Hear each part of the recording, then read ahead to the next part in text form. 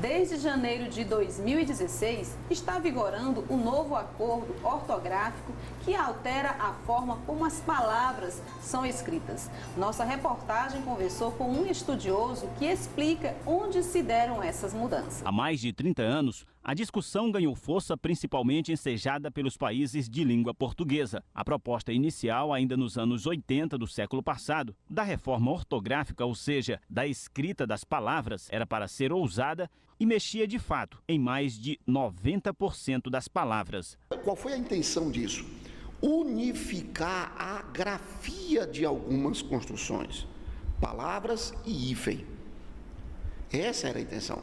Em Portugal se usava acento em umas palavras, no Brasil não. No Brasil usava em umas, em Portugal não. O hífen, a mesmíssima coisa. Então era na intenção de unificar. Os países não concordaram. A princípio, a reforma trazia 95% de alteração no vocabulário, nas palavras. Aí era uma reforma. Óbvio que Portugal não aceitou. E Portugal não aceitando, porque nós temos o que? O chamado português brasileiro, que nós falamos, e o português de Portugal, o lusitano, que é falado por Portugal e os demais países, principalmente da África e tudo mais.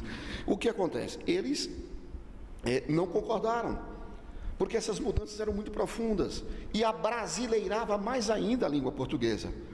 É lógico que eles não aceitaram. Dos 95%, só passou 0,5%, 99,5% continuam como sempre foram. Isso não é uma reforma. Em 2009, entrou em vigor o novo acordo ortográfico. Com isso, documentos oficiais e 2010, as editoras de livros já passaram a contar com a novidade e especificações da nova regra. O período de adaptação foi até 2012. Mas um decreto presidencial adiou mais uma vez o acordo ortográfico, sendo que a obrigatoriedade da vigência passaria a valer a partir de 1º de janeiro de 2016. Segundo o professor Nilson Ferreira, o acordo ortográfico que se tem hoje não representa uma grande reforma, mas é uma lei e precisa ser seguida. O que a reforma pretendeu, eu estou falando pela ótica linguística e não pela ótica mercadológica. Há uma discussão muito grande. Lógico que o mercado editorial está lambendo os beiços. Por quê? Porque tudo que foi produzido até agora, nada mais presta, pela ótica dessa alteração ortográfica. Não é a gramática, não é um dicionário, um livro de física, de química, de medicina, de direito. Tudo está ultrapassado.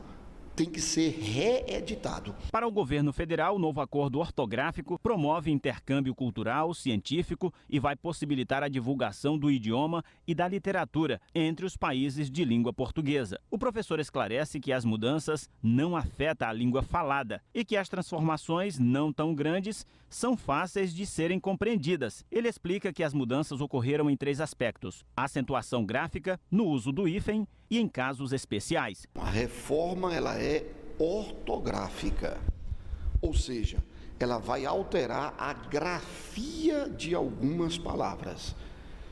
Por exemplo, o trema foi abolido, mas você continuará pronunciando tranquilo e não tranquilo, linguiça e não linguiça. O acento de ideia desapareceu? Sim, mas você não vai pronunciar agora ideia, continuará pronunciando ideia, assembleia, heróico. Então isso não muda, a pronúncia, a parte fonológica da palavra, a parte morfológica, a parte sintática, a parte semântica, continuam como sempre foram. Mudou a gramática? Não. Mudaram algumas regras de ortografia. O porquê junto e separado, agora mudou, o mal com U, mal com L, seção com 2 S, com C cedilhado, continua como sempre foi. A mudança se dá no limite da acentuação gráfica e no uso do hífen. Tudo em acentuação gráfica, as palavras são mais acentuadas. Não, as regras gerais continuam como sempre foram.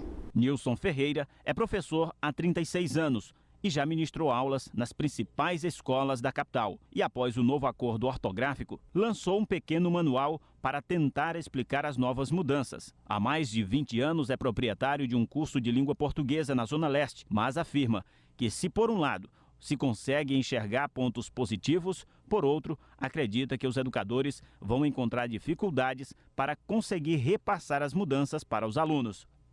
Em alguns casos, a reforma melhorou. Por exemplo, na acentuação gráfica, mas poderia melhorar mais. No hífen, em alguns casos, por exemplo, o hífen nos prefixos, melhorou, mas poderia ter melhorado mais. O hífen nos compostos piorou, e muito. Então, houve uma melhora em alguns casos e ficou muito a desejar em outros. Um dos piores casos, um dos piores problemas da reforma é porque o texto oficial traz uma reforma de mudança, portanto, de uma situação. Aí ele traz exceções. Como é que eu estou fazendo uma reforma? Para unificar, para tirar as arestas, e eu mantenho exceções. Segundo, e o pior de tudo, dentro das exceções, no texto oficial, o cidadão coloca regra tal, palavra. Um exemplo, as palavras que compostas com preposição intermediária perdem o hífen. Ótimo, tudo bem. Exceção, aí tem umas palavras que são exceção. Motivo, força do uso, palavras consagradas. Não justifica.